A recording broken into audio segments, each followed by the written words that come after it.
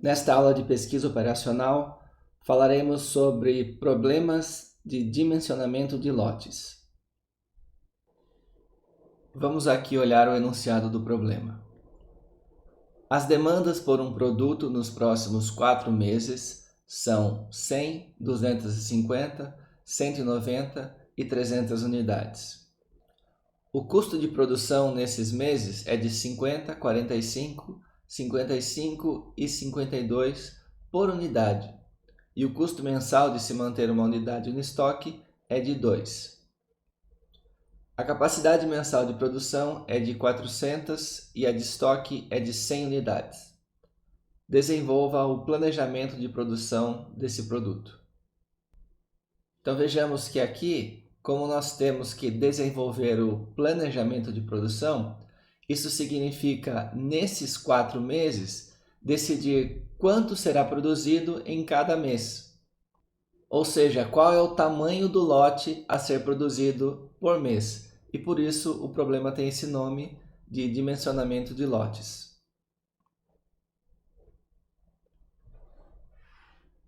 Então vamos ver aqui quais serão as variáveis que nós vamos utilizar e como será a função objetivo. Aqui tem um pedaço do enunciado que diz que o custo de produção nesses meses é de 50, 45, 55 e 52 por unidade.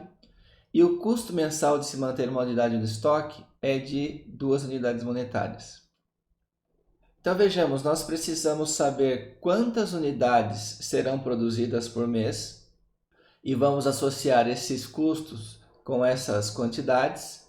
E também precisamos saber quantas unidades ficarão no estoque ao final do mês e associar a essas quantidades esse valor aqui, 2. Então podemos definir as seguintes variáveis. Xi é a quantidade produzida no mês I, sendo que o I vai de 1 até 4, pois nós temos 4 períodos, 4 meses. E o SI será a quantidade que sobra ao final de cada mês, ou seja, a quantidade que fica no estoque. E aqui estamos definindo o SI para I igual a 1, 2 e 3, pois como nós temos só 4 meses, não faz sentido ter estoque ao final do último período. A nossa função objetiva, então, será dada pela multiplicação dos valores associados a cada uma das variáveis. Portanto, 50x1 mais 45x2 mais 55x3 mais 52x4. Estes 4 primeiros termos estão nos dizendo qual é o custo de produção. E por último, temos que incluir também os custos de estoque. E nesse caso, o custo de estoque é o mesmo independentemente do mês. Por isso nós temos 2 multiplicando as 3 variáveis associadas ao estoque. Vamos agora ver as restrições do problema. E nesse problema, nós precisamos inserir o que a gente vai chamar de equações de balanceamento. Vejamos aqui a primeira frase do enunciado que diz o seguinte: as demandas por um produto nos próximos 4 meses são 100, 250, 190 e 300 unidades. Vamos começar analisando o primeiro mês. No primeiro mês, existe uma demanda de 100 unidades. Então, o número de unidades produzidas precisa ser, no mínimo, 100. Se forem produzidas mais do que 100 unidades, o restante ficará no estoque. E é daí que vem essa primeira equação. X1, que é a quantidade produzida no mês 1, é igual a 100, que é igual à demanda, mais o que vai sobrar no estoque. Então, por exemplo, se o X1 for igual a 150, isso significa que foram produzidas 50 unidades a mais. Portanto, o S1 seria igual a 50. E com isso nós temos a equação de balanceamento do primeiro período. Vamos agora analisar o segundo período, que tem uma demanda de 250 unidades. Então veja, para suprir essa demanda, nós podemos utilizar o estoque do mês anterior e produzir unidades a mais. Portanto, temos aqui o valor de S1, que é o quanto sobrou no mês anterior, mais o que será produzido nesse mês. E essa soma deve ser igual a 250 mais o que vai sobrar nesse mês, que pode ser zero ou não. Se, por exemplo, nós tivermos aqui o x2 igual a 320, então o que acontece? Nós tivemos 50 do mês anterior, mais 320 desse mês, que foi produzido esse mês. Então, no total, nós temos aqui 370 unidades. Dessas 370 unidades, 250 serão entregues ao cliente, pois esse é o valor da demanda nesse período, e por consequência vão sobrar 120 unidades. Portanto, 120 será o valor de S2, ou seja, o estoque ao final do período 2. Para o período 3, nós temos uma equação parecida, ou seja, x3, que é o que é produzido nesse período, mais o S2, que é o que sobrou no período anterior, é igual a 190, que é a demanda do período, mais o que vai sobrar ao final do período 3. E finalmente nós temos a última equação de balanceamento, em que temos x4, o que será produzido no período 4, mais S3, que é o que sobrou no período 3, é igual a 300. E nesse caso, nós não temos mais sobra, pois como esse é o último período, não faz sentido produzirmos peça para deixar no estoque. E com isso nós temos aqui as 4 equações de balanceamento. Bem, eu só quero enfatizar que esses valores que eu coloquei, 150, 50, 320, foram só exemplos para a gente entender melhor o significado dessas equações. Os valores ótimos a gente só vai descobrir depois que resolver o problema. E finalmente é preciso colocar algumas restrições de capacidade. Do enunciado está dito que a capacidade mensal de produção é 400 e a de estoque é de 100 unidades. Portanto, todos os valores de xi devem ser menores ou iguais a 400 e todos os valores de si devem ser menores ou iguais a 100.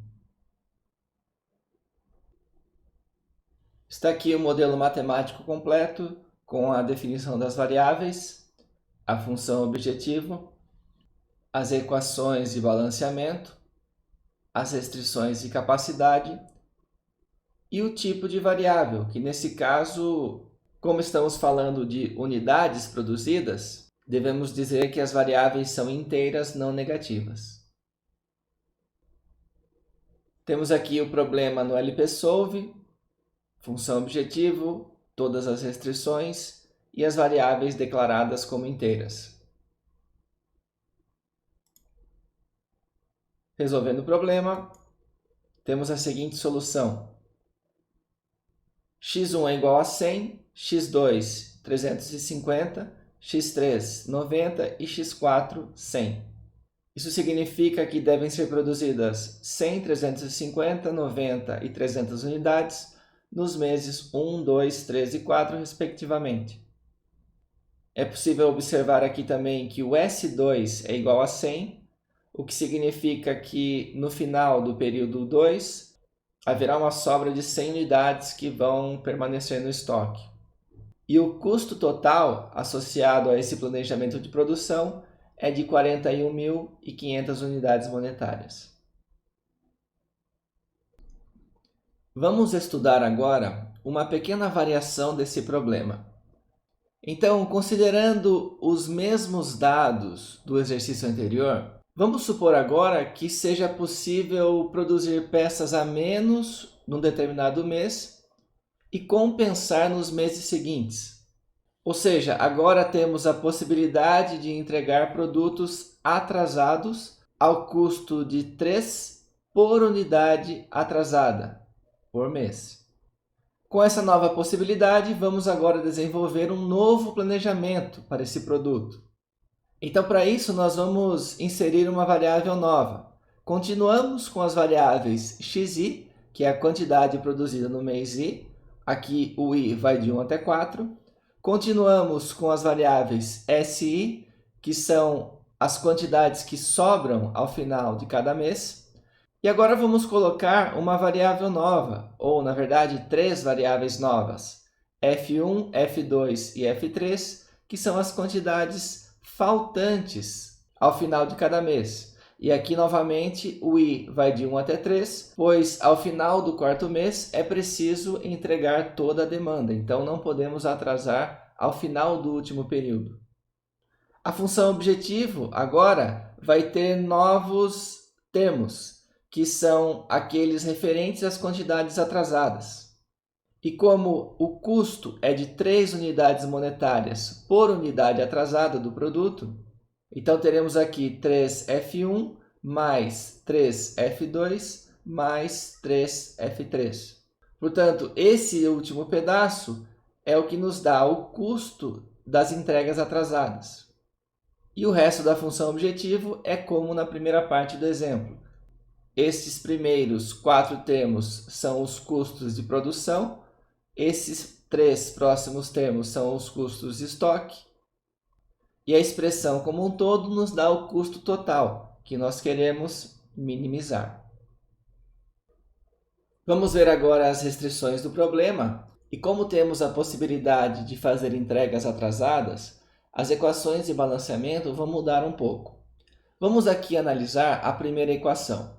E aqui nós temos x1 igual a 100 mais S1 menos F1. Até esse pedaço aqui, a equação é exatamente igual à primeira parte do problema, em que não era possível fazer entregas atrasadas. Agora, no entanto, temos que adicionar esse último termo para modelar a possibilidade de entregas atrasadas. Então vejamos, por exemplo, um caso em que a quantidade produzida é menor do que a demanda. Se, por exemplo, nós tivermos aqui uma quantidade produzida de 90 unidades, então não será possível entregar toda a demanda. Portanto, desse lado, temos que compensar fazendo com que o F1 seja igual a 10. Ou seja, foram produzidas 90 unidades, a demanda era 100, então ficaram faltando 10 unidades. E nesse caso, obviamente, o estoque vai ser 0. Olhando agora para a segunda equação, vamos lembrar que nós precisamos entregar 250 unidades, mas que, na verdade, nós estamos devendo 10 unidades do período anterior. Então, esse primeiro pedaço, que simboliza a quantidade que a fábrica possui, terá um valor de F1 deduzido desse total. Se, por exemplo, o valor de x2 for igual a 300, dessas 300 unidades, 10 serão relativas ao que faltou no mês anterior. Portanto, nós teremos aqui 300 menos 10, ou seja, nós teremos 290 unidades disponíveis para satisfazer a demanda do mês 2. Dessas 290 unidades, 250 serão entregues, de modo que o S2 aqui será igual a 40. Portanto, no mês 2, sobraram 40 unidades e, consequentemente, não vai faltar nenhuma unidade. Então, o F2 vai ser igual a 0. E o raciocínio para as últimas duas equações é o mesmo. No período 3, nós temos x3 mais S2, que é o que sobrou no mês passado, menos F2, que é o que faltou no mês passado.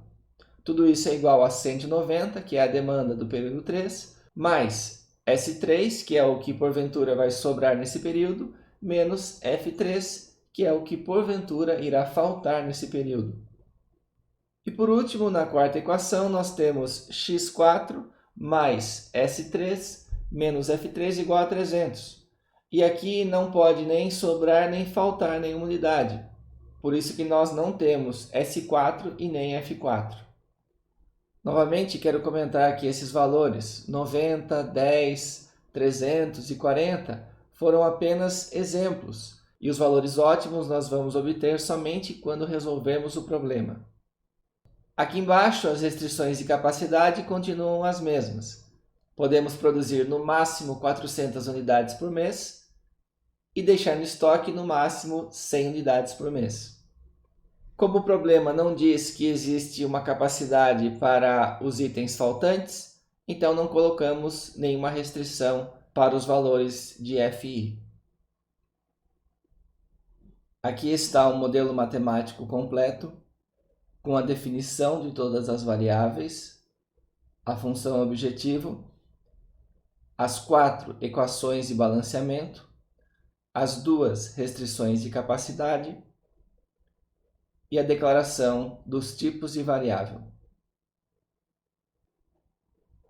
Dentro do LPsolve, aqui temos a formulação com a função objetivo, todas as restrições, a declaração das variáveis inteiras,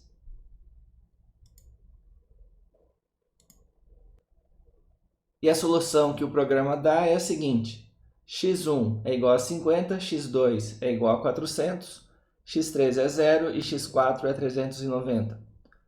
Ou seja, devem ser produzidas 50, 400, 0 e 390 unidades nos meses 1, 2, 3 e 4, respectivamente.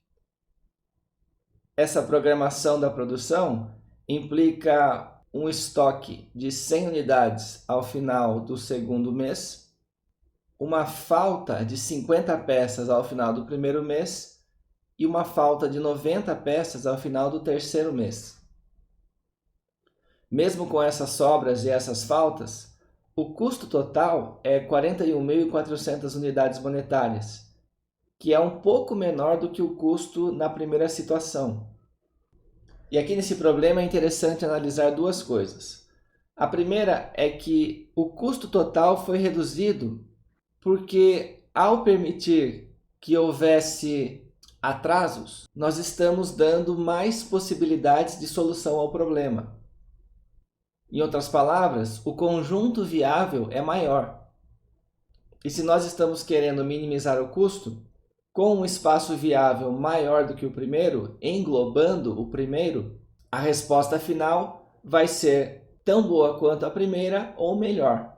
Nesse caso, ela foi um pouco melhor, mas ela nunca seria pior do que a primeira resposta. E um outro ponto interessante de se analisar é que quando a sobra é positiva, no caso, ao final do mês 2, temos uma sobra de 100, as unidades que faltam são nulas. O que faz todo sentido. Se sobram peças, então não podem faltar peças. E o mesmo é válido para os meses 1 e 3. Não tem nenhuma sobra e o número de peças faltantes é 50 e 90. O que também faz sentido porque, se estão faltando peças, não poderiam sobrar. Poderia acontecer de a gente ter 0 e 0 para o mesmo mês, 0 peças sobrando e 0 peças faltando, mas nunca seria possível ter peças ao mesmo tempo sobrando e faltando. Finalizamos assim mais uma aula e eu espero você na próxima.